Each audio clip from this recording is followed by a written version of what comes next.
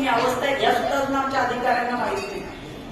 3 प्रकारच्या अवस्था आहेत आणि त्या अवस्था झाल्याशिवाय तुमचा मार्ग मोकळा होणार नाही आणि तो मार्ग मोकळा झाल्याशिवाय तुम्हाला भक्तीत प्रेम रस मिळणार. हीच भक्ती जगामध्ये आपली आहे आणि ती आपल्याकडे. मग डोळ्यातलं काजळ कपाळाला लावायला, कपाळाचं कुंकू डोळ्यात घालायला ठाण्याच्या इस्पितळातून आल्या होत्या का?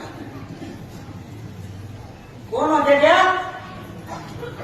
गोकुळातल्या गवळणी, पूर्वीच्या जन्माचे शापित, भगवंताच्या काळात उद्धार व्हायचा होता म्हणून आल्या होत्या. बाबादेवी म्हणायचे आपण भगवंताच्या काळात गाईवासर होतो, रामाच्या काळात वानर होतो म्हणून आपण एकत्र आलो. डोंगरातलं मीठ, समुद्रातले आवळे आणि नामरूपाने एकत्र आलो. नाही तर आम्ही कधी तुम्हाला पाहिलं असतं, तुम्ही कधी आम्हाला पाहिलं असतं. बरोबर आहे का? चुकीच आहे. हा, तरी म्हणून फिरू नका एकमेकाला पाहिल्यावर, मुरकुंड्या मारू नका, कोणी कोणाचा बांध करत नाही. आपल्याला तर शेतीच नाही त्यामुळे प्रश्नच नाही. माझी लेख तुम्हाला द्यायची नाही, तुमची तुम्हाला अजिबात करायची. तीच गाव सगळे जाती महाराष्ट्राच्या गावात शिकून ठेवले जातीकडे. तुलाच मी म्हणतोय जा त्याच्याकडे. मग तुम्ही सांगा डोळ्यातलं काजळ कपाळाला जात होतो, तुमची स्थिती झाली नाही का तशी? आणि बाबा सुचत नव्हतं स्वयंपाक कसं करावं, पाणी कसं करावं, तो अमुक कसं करायचं. काहींचं चहा उकळून जातो, काहींचं चहा साखर टाकायची राहून जाते, काहींचं चहा आटून जातो, काहींचं भात करपून जातो. जाणं की नाही? तुम्ही मोकळात राहून द्या का? अरे गेलं तर काही लोकांना पाणी द्यायचं सुधारत नाही, परत विसर पडतो. असं झालं तसं झालं, लगेच गप्पा सुरू होतात. आम्ही जर गेलो नाही खानदेशामध्ये, माझ्या अनुभव सांगते बरं कधी असं भरून जायचं दुपारी 3-4 वाजता ट्रॅक्टरवर, ट्रकनी, बैलगाडी, कोणाच्या मोटरसायकलवर, पोपटच्या गावात माशेवाड्याच्या सायकलवर गेलेली. आमच्याकडे रेकॉर्ड खूप आहे, ते तुम्हाला पचणार नाही. बरं का? गाडीच मिळत नव्हती, माशेवाडा चालला होता, भाऊ कुठे चाललं रे? मला पण जायचं, मला पण बराच पैकी गाडी मिळत नाही, मला म्हणतो तुझी सायकल चाललं ना काही. त्याच्या सायकलवर गेले, काही कमीपणा आला? काय झालं नाही? नाही ना, मला मर्सडीज पाहिजे. घे भाऊ, घे गळ्यात बांध. नाही का? कोणाच्या जीवावर आहे मात्र हे विसरू नको. त्याच्या जीवावर उड्या, त्याच्यात नाकात काड्या, त्याला विसरून चालले तो सगळे. गाड्या झाल्या, घोडे झाले, बंगले झाले, मोबाईल झाला, मस्तपैकी सगळं चालू आहे. सगळं जिथल्या तिथं पुढे चालू आहे. मला बाबा म्हणा. अरे तुझा बाबा म्हणून बाबा दिसायला असावा का असायला असावा? बायको दिसायला असावी का असायला असावी? नाही दिसायला पण छान आहे हो. इकडे घरात कोणी लावती त्याचं काय सांगितलं कोणीतरी बाहेर पाडणे घरात लाडणे. आमच्या दुसरे बाबा म्हणायचे बाहेर काही झोकीत असतो, अशी शायनिंग मारतो ना बाहेर. गेलं की भाऊ गळण आणाय, चालला गळण आणायला 1 किलो भाजी. अरे बाहेर किती टेंक्या जशी बाहेर तुला ओळखत नाही, तुझ्या कर्माचा हिशोब नाही त्यांच्याकडे, म्हणून ते तुला मान देतात. गावात तुझी गाजून दाखव. हा, गावात नाही गाजत. तुला माहिती का उत्तर कोणतं भक्त? बघा ते गल्लीच्या बाहेर जाईपर्यंत भुकत पाठी गाडी जरी असली फास्ट चालली तरी तिथपर्यंत पळते, पण त्याची मर्यादा तिथपर्यंतच आहे. तिथपर्यंतच मर्यादा होती सगळ्यांची, कोणी काही करू शकत. मग जसं डोळ्यातलं काजळ कपाळाला लावताना त्या बिघडलेल्या नव्हत्या, तशी आपली देहस्थिती बदलून जाते. त्या देहाची विधेयी अवस्था होते आणि विधेयी अवस्था होणं हे फार महत्वाचं आहे. आणि हे कार्य कोणालाही करता येणार. संता विन प्राप्ती नाही ऐसे वेद देखील पण. कारण का? वेदा नाही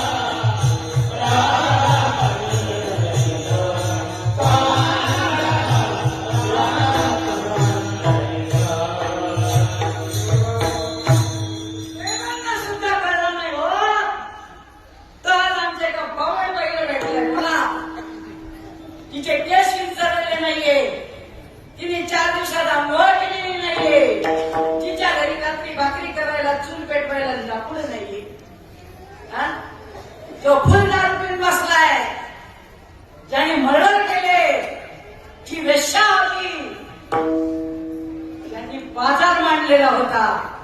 कालच एक ताई भेटल्या, किती उदाहरणं सांगितलं तरी कीर्तनाचा वेळ पुरणार नाही. आज आईच्या मानवात आहेत त्या करमाळ्याहून आले आहेत. उपळे म्हणून गाव होतं.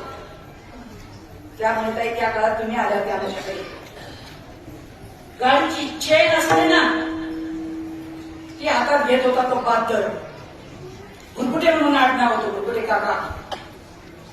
हातामध्ये चेन घ्यायची आणि 6ला गावात उभा राहायचा.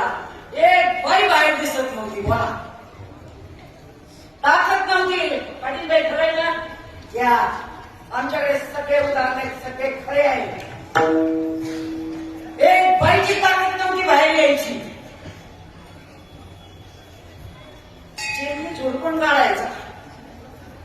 आणि अशा माणसाला काय बनवलं बाबांनी. तर ठिकाणावर जाणार सगळं गाव सुटून गेलं. काय लोक नावं घ्यायला लागले. ताकद नव्हती म्हणे आमच्या बाईची. डोक्यावरून पदर घसरायची बाहेर यायची. बहीण बेलवंडीचा केळबाबांची फोटो, खंडोबांचा फोटो, बैलगाडी बसवला. बैल लागला शिंग मारायला, मागे बाकी उतरायला. परवाच मुलाखत घेतली त्यांची. फोटो आहे माझ्या मोबाईल मध्ये, मुलाखत आहे. त्यांनी सांगितलं, भाऊ महात्मे बसले तुझ्या गाडीमध्ये, एवढं रागवू नको. तो बैल काय करायचा, शिंग पुसायचा, मारायचा. आणि ते सांगितल्याबरोबर बैल शांत झाला. कोणी काही गप्पा सांगत असतील, बाबांच्या पुढे वाघ आला, सिंह आला आणि भांडे विकून परमार्थ केला. सांगणाऱ्यांना म्हणा तोड बंद कर. या फालतू गप्पा नको सांगू. बाबांच्या सानिध्यात जे राहिले त्यांना विचार. 10 वर्ष 1 सेकंद सुद्धा आम्ही बाजूला नव्हतो. काय पण काय सांगतो तू. त्या बैलाला ठिकाणावर आणला. बाबांच्या घरी मी डोळ्यांनी पाहिले की त्या व्यासपीठाच्या खाली मांजर असायची आणि अनुग्रह दिला जायचा. पुढे पुढे तिच्या डोळ्यात कपाळी यायला. काय प्रभाव असेल त्या नामाचा. विचार करा, तो चेननी मारणारा माणूस स्वीकारला. नगरचं बाबुळवाडा म्हणून गावे पाहायचं, लोकांना माहित असेल तर माहित करून घ्या. बाबुळवाडा पर्वत मार्गाचं ऑपरेशन करायचं डॉक्टरांकडनं आयुष्य निघाला. जगदाळे म्हणून होते त्या गावामध्ये. खतरनाक माणूस, खतरनाक. पण बाबांच्या सानिध्यामध्ये आला ना गाव व्यवस्थित आहे. अरे काय वाल्याचा वाल्मिकी होऊ शकतो. हिरण्यकशिपूच्या प्रल्हादाचा उद्धार होऊ शकतो. 5 वर्षाचा भारताचा उद्धार होऊ शकतो. खांबामध्ये भगवंत प्रकट होऊ शकतात. भक्ताच्या संरक्षणासाठी देव आहे, देवाच्या संरक्षणासाठी भक्त आहे. भक्त संकटात तर देव मदत करतो, देव संकटात तर भक्त मदत करतो. आहे आपली श्रद्धा. एका लेकरासाठी खांबामध्ये अवतार घेतला.